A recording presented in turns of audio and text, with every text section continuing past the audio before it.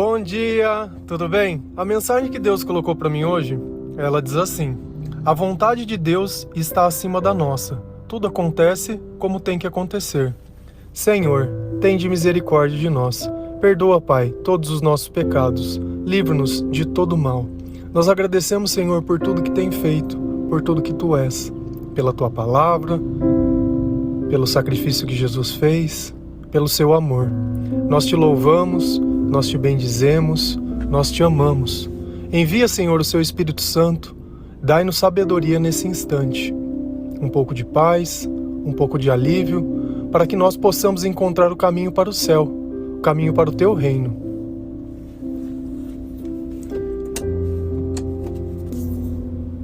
Às vezes não adianta você simplesmente querer que as coisas aconteçam do seu jeito, porque elas não vão acontecer. E às vezes a gente cai no equívoco que é a forma que a gente tentou que é o problema. Então a gente vive como se estivesse dentro de um loop. As coisas acontecem, só que o desfecho ele é sempre o mesmo. Parece que não importa o tanto que você gaste, ou a força que você use, ou o método, simplesmente não dá certo. E às vezes eu acredito que você possa ficar se questionando: por que as coisas não dão certo para mim? Por que a minha vontade ela nunca acontece? Por que eu quero tanto isso e Deus demora para me trazer exatamente o que eu quero? Porque talvez o que você quer não é o que Deus quer. Tem uma passagem lá em Lucas 22, versículo 41, 42, que ela diz assim: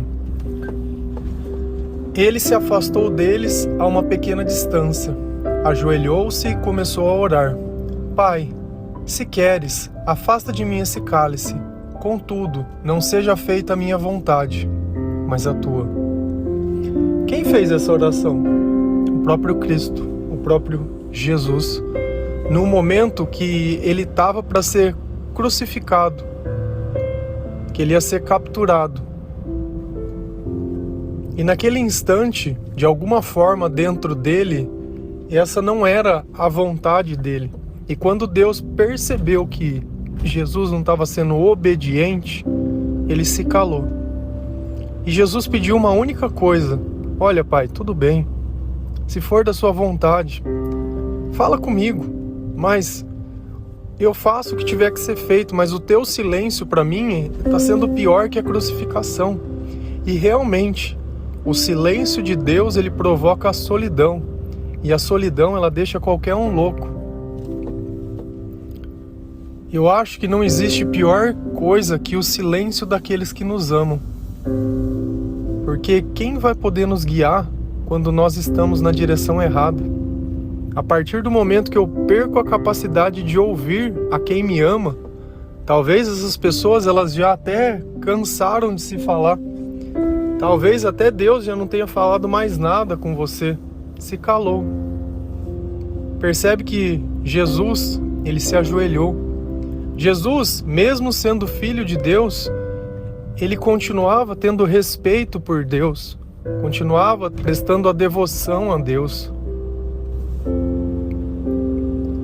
Se a gente notar, quando eles pediram para que Jesus ensinasse eles a orar, ele também usa essa mesma ideia no Pai Nosso, que a vontade de Deus tem que ser feita.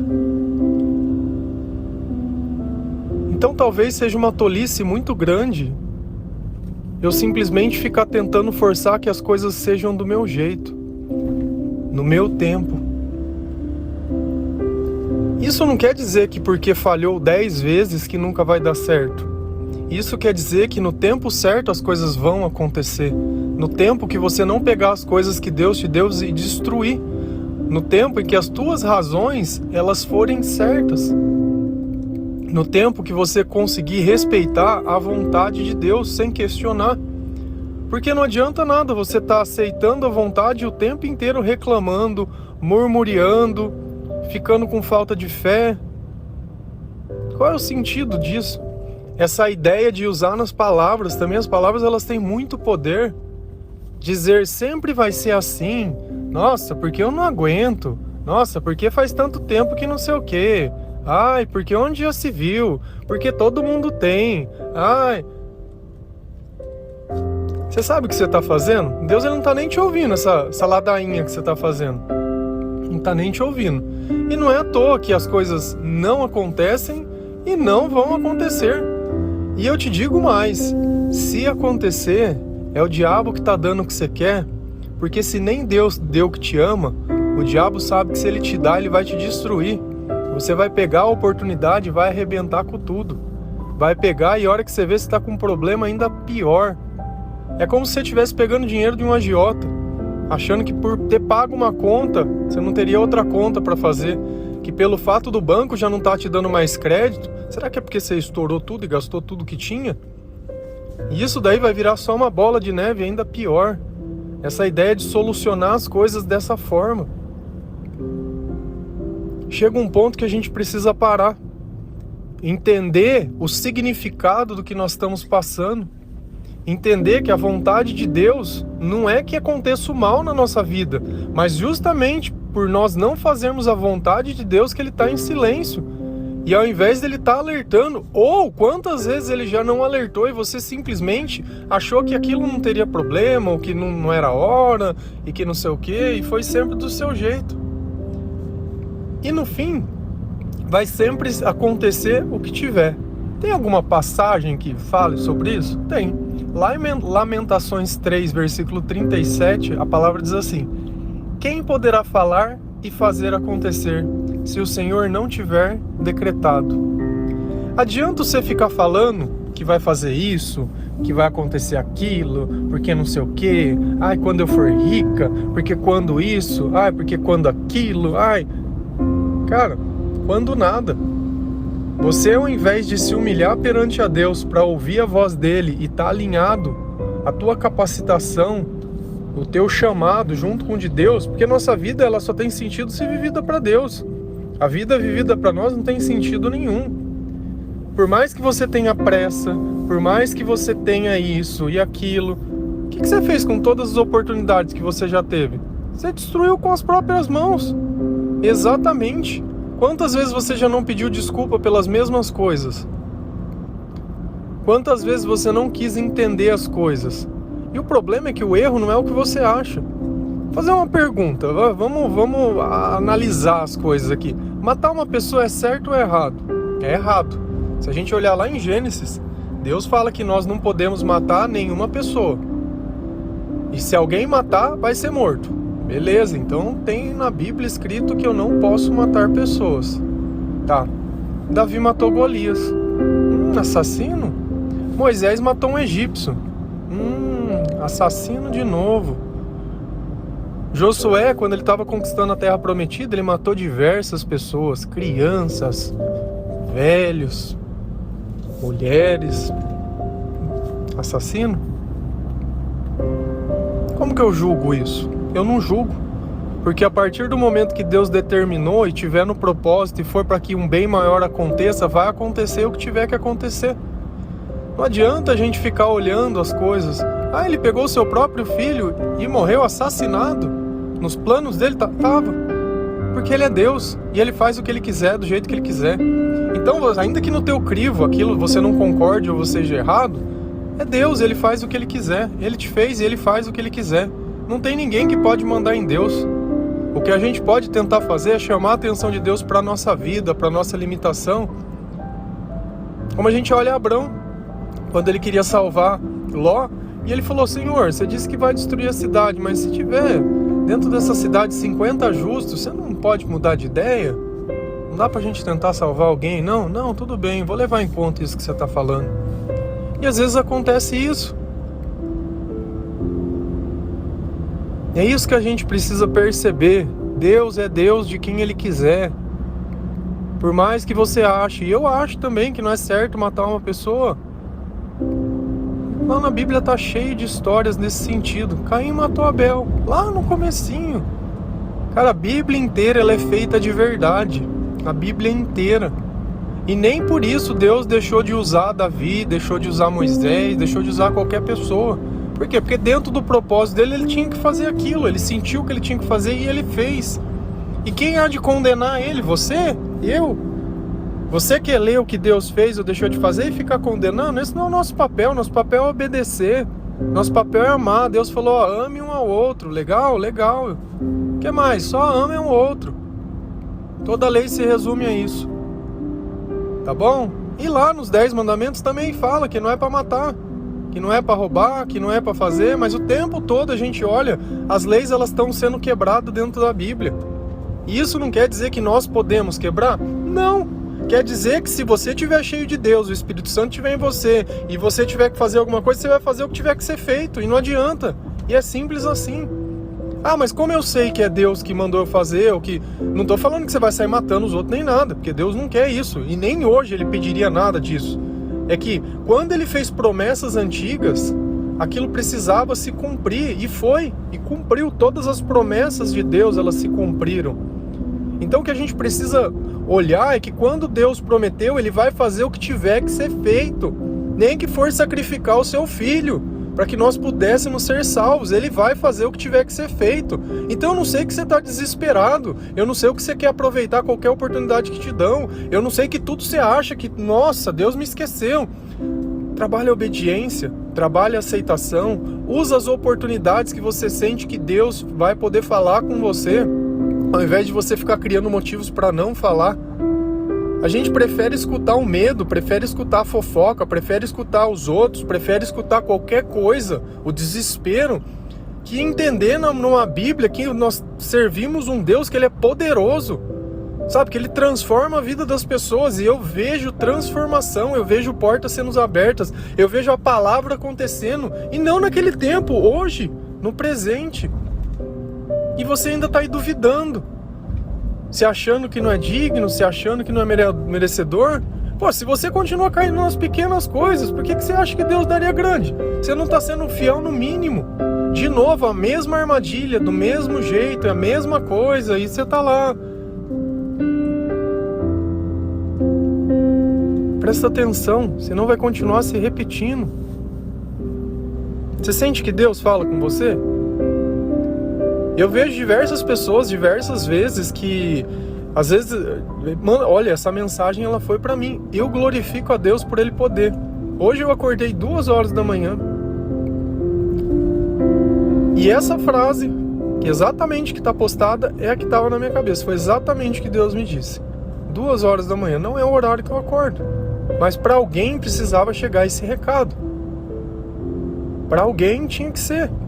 E Deus, Ele vai acordar quem tiver que acordar, Ele vai abrir a oportunidade quem tiver que abrir, Ele vai matar quem tiver que matar, Ele vai fazer quem tiver que fazer, e a história vai acontecer, e ainda que você não concorde. Pedro tentava desencorajar Jesus toda vez que ele dizia, olha, eu preciso voltar para o Pai. Ó, é necessário que aconteça isso. Pedro, não, nós vamos lutar por você, onde já se viu, isso não vai acontecer não. Você é um cara 10, você é bom, Jesus, fica aqui, nós vamos lutar com você.